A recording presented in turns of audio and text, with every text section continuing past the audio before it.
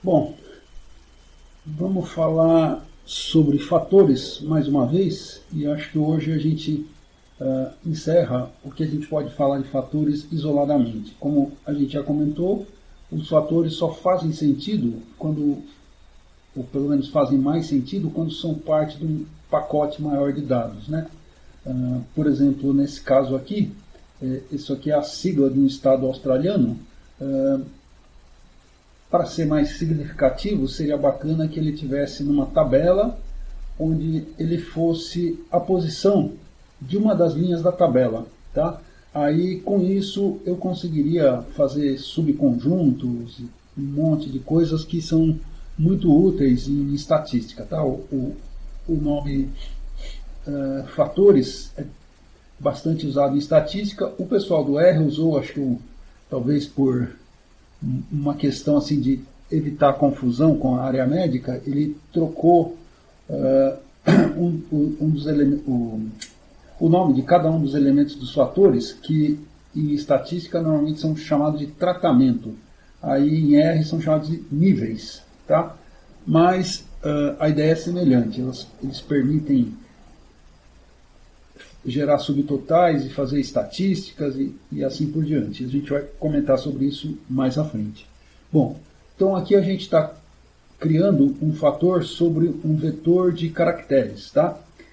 Direta ou indiretamente é sempre assim, no seguinte sentido: a gente só pode criar um fator quando o tipo de dados que a gente está usando como base é transformável em caracteres. Até aqui, todos os tipos de dados que a gente viu podem ser transformados em caractere.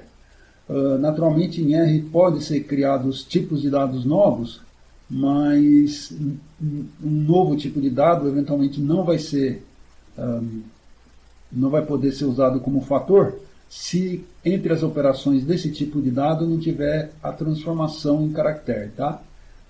Mas até aqui os tipos básicos tal, todos podem. Bom, mas então aqui a gente vai criar os. Eu deixei bem o fonte bem grande e reduzi todas as áreas aqui da tela para a gente ter bastante visibilidade no código. Então vamos rodar aqui e criar essa variável, tá? Que a gente está com o coração do R vazio, tá? Então vamos criar essa variável que é a variável state. Beleza, criamos. Agora podemos criar um fator, no caso um fator ordenado, tá? Muitas vezes as pessoas usam fatores convencionais, mas vamos usar um ordenado para ele não se sentir tão sozinho. Brincadeira, né, claro? Mas eu digo, é bom a gente começar como está programando, a usar um tipo que não é tão usado e aprender um pouquinho mais sobre isso. Que ele faz tudo que um tipo básico de fator, factor, faz, mais algumas coisinhas. Então vamos começar a se habituar a elas. Então a gente está criando state ou, né, que é um fator ordenado sobre o vetor de caractere state. Ok. Então a gente está sempre usando, só para não se esquecer, estamos usando uma operação que é executar a linha, tá? Ou uma seleção. Aqui o R foi sozinho, ele percebeu que essa linha continuava e foi até o fim. Mas em outras situações eu posso selecionar, ou só de eu deixar o cursor paradinho, ele já seleciona para mim na linha, deixar o cursor paradinho na linha. E aí, caso eu esqueça do atalho, é Ctrl Enter, tá? A gente, quando começa a usar, acaba memorizando. Então, vamos lá. Beleza. Aí ele criou um fator, tem exatamente a mesma estrutura do vetor de caracteres usado como base, só que agora ele identificou o conjunto de níveis, que é esse conjunto aqui, tá? ACT, e mais do que isso, né? Ele está dizendo para a gente que esse conjunto é ordenado. A gente vai poder dizer o mínimo, quem é o mínimo e quem é o máximo desse conjunto de fatores. Ok? Bom, agora vamos ver um sumário. Essa função é super útil em muitos contextos. Ela faz um resumo dos dados. Vamos ver que resumo ela vai trazer para a gente. Bom, no caso, esse resumo é uma contagem. Está dizendo que tem 2 dados de ACT, tá? 6 de NSW e assim por diante. Esses conjuntos são todos subdivisões da Austrália, tá? ACT é o equivalente ao Distrito Federal deles. Os outros são quase todos estados, a não ser esse NT, que é um território. Bom, quem for mais velho vai lembrar que Rondônia, Roraima e Roraima eram territórios, não eram estados. Bom, beleza, aqui no Brasil. Bom, então, digamos que eu quero identificar alguém cujo estado seja esse ACT. Bom, tem várias formas, tá? Por acaso, para falar a verdade, no outro vídeo, o 26 estava logo aqui como chama? Nessa proximidade aqui da segunda linha, tá? Bom, mas eu posso garantir para vocês que o 26 estava nessa segunda linha, no monitor maiorzinho, e o 30 também. Então, bom, mas de qualquer modo, essa dificuldade aqui já se mostra interessante. Digamos que eu não tive essa ajudazinha do índice aqui na segunda linha, e eu tive que contar. Aí eu contei, fui lá e falei, tem um ACT na posição 26 do State O e um ACT na 30. Aí vamos executar essa linha e vamos ver o que acontece. Bom, aí naturalmente no R, esse ponto e vírgula serve para colocar na mesma linha 2 comandos, tá? Então ele primeiro executou o 26 e mostrou que realmente na posição 26 tem um ACT.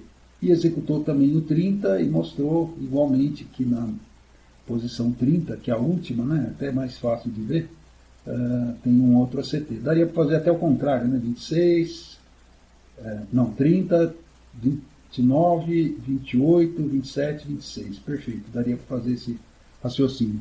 Bom, ok. Então eu consegui ficar sabendo onde estão os 2 caras. Só que isso é muito trabalhoso, né? Dá uma dor de cabeça procurar. Então, tem uma outra forma, o R permite esse recurso. Eu colocar entre colchetes um predicado, como a gente já falou lá quando falou do tipo de dados lógicos, isso aqui é um predicado. Naturalmente, ele vai ser verdadeiro só naquelas 2 posições, 26 e 30. Então, quando eu faço isso no R, ele vai me mostrar essas 2 posições, só elas, só onde essa comparação é verdadeira, tá? Então, mostrou as 2, tá? Naturalmente, não tem nada dizendo que é 26 e 30, mas ele mostrou os 2 caras, tá? Agora, digamos que eu olhei aqui e falei, putz, isso aqui é o Distrito Federal dos caras, que sacanagem ficar, que desrespeito ficar em minúsculas, eu quero colocar esse negócio em maiúsculas, né? Indelicado, desrespeitoso, vai até causar um incidente diplomático. Então, o que eu faço? Eu uso esse recurso para identificar os elementos que têm ACT em minúsculas e agora eu quero converter todos eles para maiúsculas, tá? Aqui é uma atribuição só, eu estou matando, como se diz, 2 coelhos com uma cajadada só. Isso é um recurso bacana do R, de eu poder ter subconjuntos e fazer uma ação em cima de todo esse subconjunto, tá? Em outra linguagem de programação, eu teria que colocar um comando adicional, que é chamado um loop, para rodar em todas essas posições. No R, eu raramente preciso desse tal de comando de loop ou de laço, tá? Então, vamos ver o que acontece, tá? Bom, olha só, deu um errão aí. Vixe, ele está reclamando. Ele disse para a gente o seguinte, principalmente nessa última linha, que esse ACT é um nível inválido. Por quê? Porque se a gente olhar, não existe esse ACT entre os fatores. Eu só posso alterar, etc., quando eu estiver entre os fatores. Quer dizer, existe o ACT em maiúscula, mas não em minúscula. Então ele não gostou do que eu fiz. Aí vamos ver até o que aconteceu. Vamos ver em que estado que ficou esse negócio. olha só que triste. Os dois lugares onde tinha ACT em minúscula, ele colocou isso aqui, quer dizer NA, tá? E esse sinal de menor e maior está para dizer para a gente, ó, isso aqui não é uma sigla NA não, isso aqui é um valor inválido, tá? Ele significa not available, quer dizer assim, o R não sabe que informação por aí, ele pôs essa coisa not available. É mais ou menos a mesma ideia quando você faz um questionário e tal, uma pesquisa, e de repente descobre que tem alguma resposta que não foi dada, está em branco lá o campo de resposta. Aí, para o R, esse tipo de coisa, quer dizer, não tem informação, é chamada de NA, de Not Available, tá? Ou, provavelmente eles falam NA. Bom, então, o que a gente fez? A gente estragou o negócio. Felizmente, tem um jeito de consertar. O jeito de consertar é isso aqui. Isso aqui é um predicado que ele está perguntando. Is, né, no fundo é para ler como uma pergunta. Is NA, né? Essa posição é inválida, né, é not available, tá? Então, como eu falei, esse predicado aqui só funciona para os caras que são verdadeiros. Então, aqui está escrito o seguinte, pegue para mim as posições onde o valor é not available, que são essas duas aqui que a gente já identificou, a 26 e a 30, tá? E coloque lá, né, com essa atribuição que eu vou fazer, uma única atribuição para as duas, coloque lá o valor ACT. Ou seja, eu vou tentar consertar o estrago que eu fiz, tá? Então eu vou lá, beleza. Bom, ele fez o que eu pedi, agora vamos ver como é que ficou o negócio, né? O state_o, para ver se eu corrigi aquele problema. Olha lá, vamos ver. Tá, então 30 voltou a ser ACT, e aí o cara aqui do lado também ACT. Então deu certo. Beleza, então, menos mal, corrigimos o problema. Agora a gente vai ver um jeito de fazer o que a gente está querendo, que é o seguinte, a gente consegue, através dessa função aqui, levels, tá? Quer dizer, níveis, eu consigo criar um vetor, né? Identificar um vetor e aí acessar as posições dele. Como eu sei, olha só, que o ACT é a primeira posição, né, desse vetor de níveis, tá? Aqui o primeiro é o ACT. Então eu já vou no lugar certinho e vou trocar o minúsculo por maiúsculo, ok? Então, vamos fazer isso, tá? E é isso que está escrito aqui. Isso aqui é um vetor, nessa primeira parte, um vetor, e aqui eu estou descrevendo a posição do vetor, que é a primeira, tá? Como o vetor está em ordem alfabética, a ACT é a primeira. Então vamos lá rodar isso. Tá? Agora vamos ver como ficou esse vetor levels. Beleza, ó, deu certo. O ACT foi trocado para maiúsculas. Tá? Bom, agora eu vou querer trocar todo mundo. Estou contente que deu certo. Então, como é que eu vou fazer? Eu vou pegar esse vetor aqui, né? E que é o levels, e vou transformar em maiúsculas. Isso a gente já comentou no vídeo sobre num dos vídeos sobre caracteres. Vou tentar deixar na identificação na descrição deste vídeo, que essa função leva para maiúsculas, tá? To upper, para upper. Upper quer dizer maiúsculo em inglês, uppercase. Então, o que eu vou fazer? Eu vou trocar todo o conteúdo do vetor levels pelo conteúdo maiusculado dele, tá? Então, vamos ver. Ó, deu certo, tá bom? Então, antes era ACT em minúsculas, agora ACT em maiúsculo, tá? Então, essa operação funcionou, ok? Aí agora tem mais uma coisinha. Imagina que como eu falei, né, o ACT faz parte é um enclave, né, um subterritório dentro de um estado australiano. Mais ou menos como Brasília é um pedaço do estado de Goiás. Digamos que por alguma razão eu quero esquecer que existe esse conjunto ACT e tratar do conjunto maior, que é o estado lá de New South Wales, Nova Wales do Sul.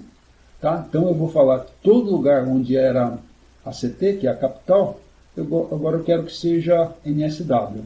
Ou seja, né, em termos brasileiros, eu trocaria todo lugar onde está marcado Brasília né, ou pelo menos, na verdade, DF, né, não Brasília só, Distrito Federal, para Goiânia, né? Então, é o que eu estou fazendo aqui. Ok? Então, beleza. Então, o que aconteceu? Agora, todo lugar foi trocado. Ok? Então, vamos acrescentar uma coisinha aqui, bacaninha, para a gente ver o que aconteceu. Tá faltando, tá? Tá vendo? Não é só... Não trago só coisas prontas. Estou fazendo aqui no ato. Ok? Então vamos rodar esse cara aqui. Beleza, ó, sumiu. Tá vendo aquela posição 30, a última? Agora não está mais ACT, tá NSW. E mesma coisa essa aqui, 26, que também não está mais ACT, tá NSW. Ok? E aí vamos ver o que acontece no fator quando eu pergunto. Me diga aí quais são as posições do vetor que tem o valor ACT. O que ele responde para mim? 0, tá? Order de 0, quer dizer, não tem nada. Lembra quando a gente viu aqui os outros, por exemplo, quando eu perguntei quais são as posições que tem ACT? Aqui, olha. Opa. Nessa linha, tá vendo essa linha aqui? Eu perguntei quais são as posições que tem ACT, ele me listou todas. Agora, quando eu basicamente matei o ACT, ele está dizendo, ó, é vazio, tá? Esse zero entre parênteses está dizendo, esse negócio está vazio, não existe. Bom, agora por último é o seguinte, eu pessoalmente nunca estive na Austrália, sim, desculpa, antes disso. Então, esse ACT não tem nada, o que eu vou fazer? Eu vou jogar ele fora, tá? Não vou deixar ele entre os fatores. E a forma de fazer isso é essa função chamada drop levels. Drop quer dizer deixar, né? E no caso ele está despejar, alguma coisa assim, eliminar. Então, essa função vai fazer o quê? Ela vai eliminar os fatores vazios, que não tenha nada, tá? Então, drop levels. Aí o que ele mostrou para a gente? Ele mostrou uma outra, aqui embaixo. Eita, cadê esse sinal? Ele mostrou um novo vetor de níveis, tá? E onde não tem mais o ACT, só tem o NSW, tá? Troquei o NSW. Bom, ok. Então, como eu estava falando, eu pessoalmente nunca estive na Austrália e tenho alguma dificuldade de memorizar o nome dos estados australianos, não sei o quê, mesmo sendo só 6 estados, um distrito federal e uns 2 ou 3 territórios. Então, digamos que eu não gosto, não estou entendendo aqui quando aparecem essas coisas aqui, tá, sa. Então, eu queria associar a essas posições o nome de verdade desses estados, tá? No caso aqui estão em inglês. Então, eu vou fazer o seguinte, eu vou criar um vetor auxiliar de labels. Labels quer dizer rótulos, tá? Então, venho aqui, vou iluminar tudo para executar tudo de uma vez, tá? Lembra, o run, ele é capaz de executar ou a linha atual ou uma seleção. Então, vamos lá. Opa, aqui. Vou apertar o botão, mas vamos fazer pelo teclado. Ctrl, Enter. Beleza, foi tudo. Então, apareceu lá os nomes bonitinhos, tá? Não tem mais aquelas siglas que não dá para entender. Só que tem um problema. Um problema é o seguinte, aqui era tudo abreviadinho, era bonitinho, eu via tudo na mesma linha, etc. Agora aqui, como esses nomes são grandes, ficou enorme, tá? Não dá mais para ver tudo, né? Ele precisou usar reticências aqui para dizer todos. E então o pessoal, esse uso que a gente fez, digamos que a gente não foi tão inteligente. Esse uso que a gente fez é o oposto do que o pessoal faz. Normalmente eles começam com